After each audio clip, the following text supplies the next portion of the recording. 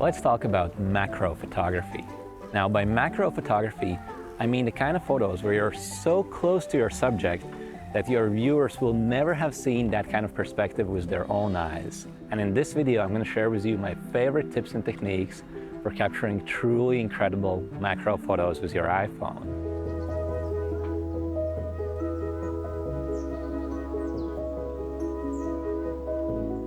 Today we have a partially cloudy day, and also I'm recording this in a forest park, so there's a lot of natural shade that's going to hit my macro photography subjects. And that is actually a good thing, because just like when you're shooting flowers, you want to avoid direct sunlight hitting your macro photography subjects. That way, you'll get the best possible images.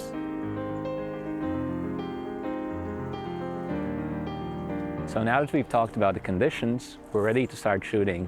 And the first thing that caught my eye was this bush right here that has a lot of little flowers in it. Now, if I open up the camera of my iPhone, you're going to see that we have several flowers here in the frame. And while those flowers are definitely beautiful, I'm not too pleased with the composition we have here. I think it's going to look more interesting if I can isolate just one flower and really get closer to capture a macro shot. So I'm going to isolate this one flower here on the right.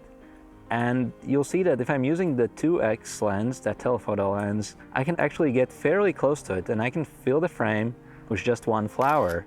If you look at the flower more carefully, you're going to see that there are these little stamens where the pollen is found. So I think if I could get even closer to those stamens, I could capture a more interesting shot. If I try to do that with my iPhone, I'm going to have a problem. As I start to get closer and closer, at some point, everything just goes out of focus. That's because the lens of the iPhone has something that's known as the minimum focus distance. In other words, once I get too close to my subject, the lens of the iPhone can no longer focus and I can no longer take a sharp photo. So what can I do to fix this? Well, I need to use a macro lens. Let me show you.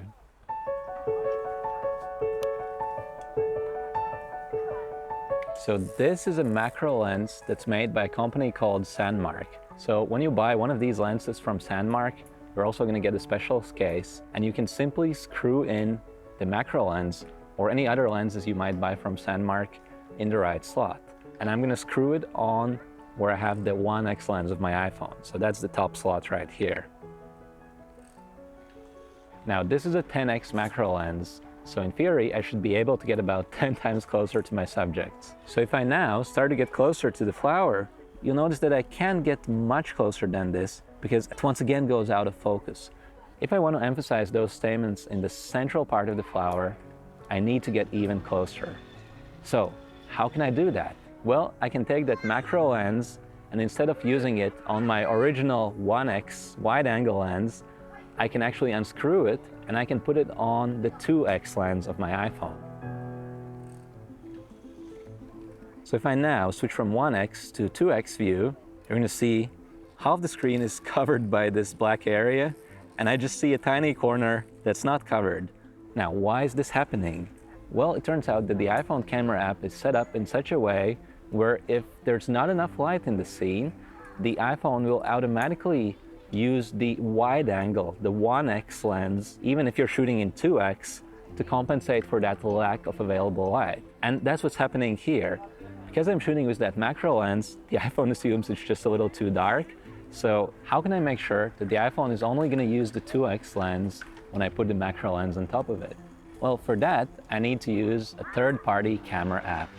And I've tried many apps for this purpose, but the one I like to use is called ProCam. Inside the ProCam app, when I'm using the 2x telephoto view, half of the screen isn't covered by the other lens. Now, when you first open the ProCam app on your iPhone, you're going to notice that there's a lot of stuff going on the screen. Now, I personally don't use most of these manual adjustments on my iPhone because to me, the beauty of shooting with the iPhone is being able to focus more on the creative aspects of photography, to think more about the light and composition that you have in your shots. Now, ProCam is a paid app, so if you want a free alternative, you can consider using the Lightroom mobile app for the iPhone. Before we start shooting with this app for the first time, there are just a couple of things I'd like to change in settings. So for that, I'm going to tap on Set at the bottom right corner. So first, we have image stabilization, and I'm going to make sure I turn that on. Now, this is important because with macro photography, my subjects are really close to me, and even small hand movements or even just a little bit of handshake could potentially result in a blurry photo.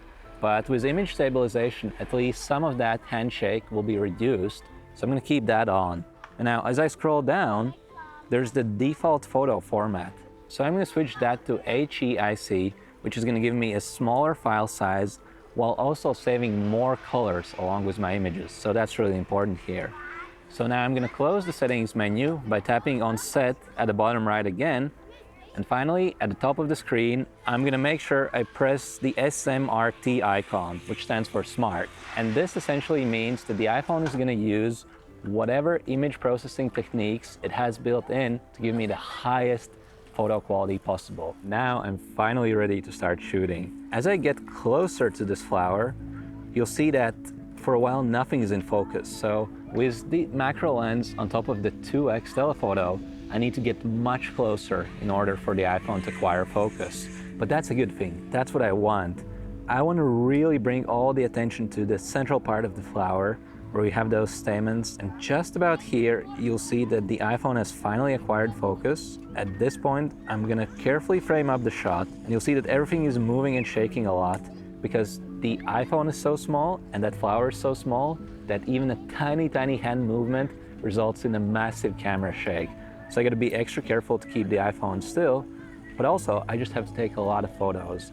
So once I've found that perfect distance from my subject, I'm going to go ahead and press the shutter. And I'm going to do this multiple times to make sure that at least one of these shots is in focus.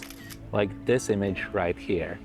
We're now so close that we've taken that flower completely out of context. And now those stamens where the pollen comes from really start to stand out. This is the shot I was looking for. And of course, you're never going to see this without a macro lens. But now, let's keep exploring this area, and I think I should be able to find another shot that's going to look really interesting.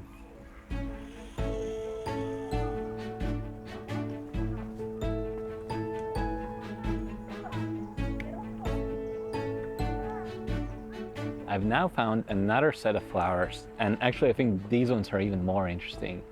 Let me show you. So I'm going to try to frame this up, and you'll immediately see that I have a bit of a problem. That sun that is partially hidden behind those clouds is still affecting my photo here. So as I start to get closer, you'll see the shadow of my iPhone that starts to enter the scene, and also you'll see that there's just a bit too much sunlight on the flower.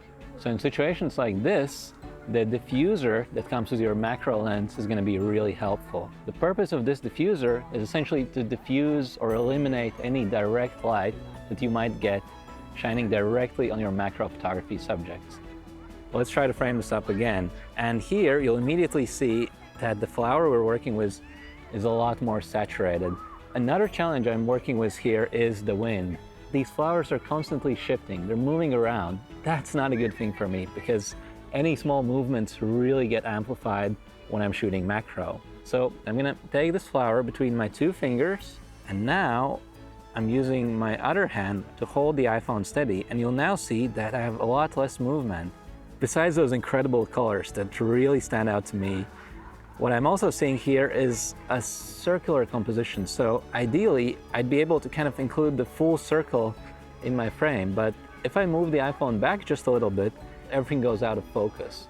Now, one thing I could try is to remove the macro lens from my telephoto and put it on the wide angle lens, but honestly that would be too wide, and then all those little details of the flower wouldn't stand out as much. So I'm not gonna do that. Instead, I'm gonna have to settle with a compromise here, but that's okay with me because those stamens look absolutely incredible. And I'm gonna be careful with the focus here. I'm gonna try not to move my hands or my iPhone, and I'll grab multiple shots to make sure that everything is in focus. But now, let's see what else we can find in this forest.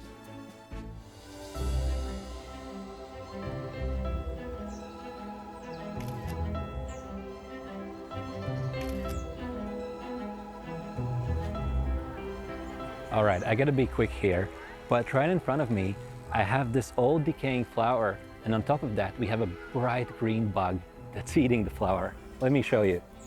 I'm looking for the kind of framing where that bug is coming in from the left-hand side, and the rest of the flower is going to be to the right.